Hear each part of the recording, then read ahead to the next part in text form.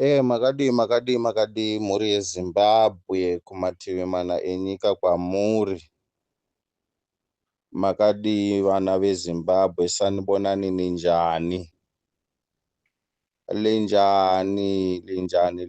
Linjani konke lapho elikhona khona. Kuzo zonke indawo lapho elikhona khona. Siyanibulisa. Ninjani bahlali baseZimbabwe? Ma-citizens tose tinoziva zvakaitika kubva panguva yeMDC.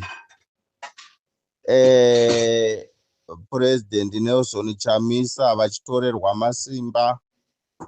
masimba achipuhwa kuna Maikupe. Kubva ipapo what I can say ndechekuti mistake yakaitika paya. Dai President Nelson Chamisa vakatendera kuti kuindwe kuCongress, then kuCongress vaindosarudza mutungamiriri wavanoda. Still President Nelson Chamisa was going to be chosen. But problem manje semazivira munoita vana veZimbabwe ndeyekuti ZANU-PF inotenga vanhu. Yatenga vanhu vobva vavaudza kuti musandovhotera Nelson Chamisa, indai mundovhotera Maikupe. Saka at the same time I can't really say kuti it was a mistake. Tozouya futi panyaya yeCCC. Nyaya yeCCC we can see kuti after Chavangu had taken over, Chavangu akauya akati we are busy mobilizing the members who are in Gweru, the members who are in Masvingo, the members who are in Mashonaland West, Chiredzi, Mutare. We are going to have a Congress very soon. In 18 days time, we are going to have our Congress in Gweru. And Chavangu, when he penetrated CCC, he said he was a Secretary General of CCC. And he did mention some other things, that he is not working alone.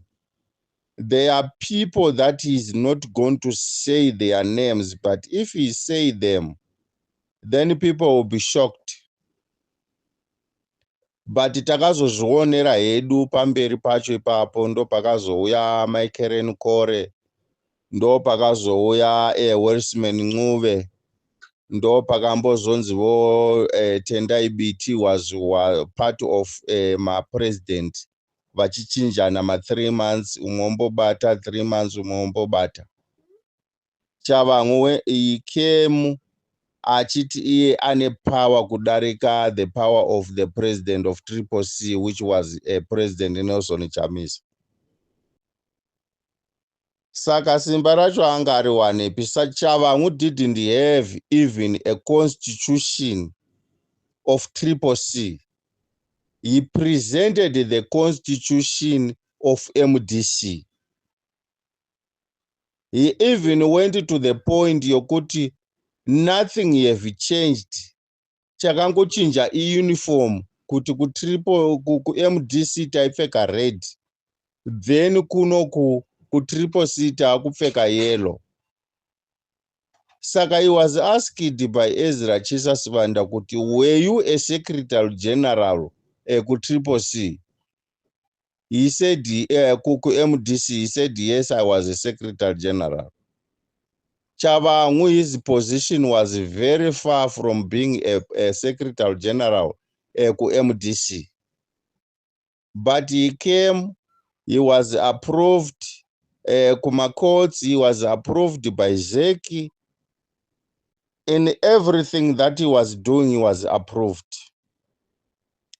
takazozviona pamberi apo vava kuti no vakuda kugadzira hurumende yemubatanidzwa unity government.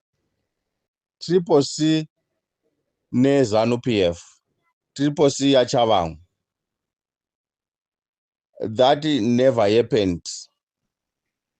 Hazvina kumboitika pamutemo pagwara remutemo kuti Triple C inotungamirirwa naChavamwe neZANU PF dzava paunit government. But chero zvakaramba pamutemo, but pakushandidzana, they are working together, they are all ZANU PF. That's why takaona kuParikad Farm kwaMunangagwa. Chavamwe akati no, Shumba Murambwi, tonga henyu kusvika madhongi amera nyanga. Tinofara isu seopposition nebasa ramuri kuita. Takazviona izvezvo zvichiitika. Takaona kuma-elections eMozambique. Ma-elections eMozambique haana kufambidzwa zvakanaka. Kune vanhu vekwedu kuZimbabwe vakandovhota kuMozambique vakanga vapuwa zvitupa nehurumende yeZANU PF vachitoreswa zvitupa zvekuMozambique kuti vandovhota. That was challenged by the opposition yeMozambique. Zvakadaro takaona hurumende opposition yeMozambique yakaita maprotest. Maprotest iwavo pakafa vanhu vakawanda. So many people lost their life. Vamwe zvirema, vamwe vasina nzeve, vamwe vasina miromo yakachekwa nemabhemba. Saka and the protest yakaenda almost for 3-4 months. But hatina kuona any change yakaitika. Saka isisu, soon after elections, if we had protested, is it guaranteed that we were going to become victorious? Tikapinda mu State House, tiri opposition inotungamirirwa na President Nelson Chamisa. We don't know. Because we know kuti ZANU PF before my elections inenge yatotenga ose awa police, vakuru vemaporisa, inenge yatotenga kare army generals vava pamari dzakawandisa so that they can be protected during elections and after elections.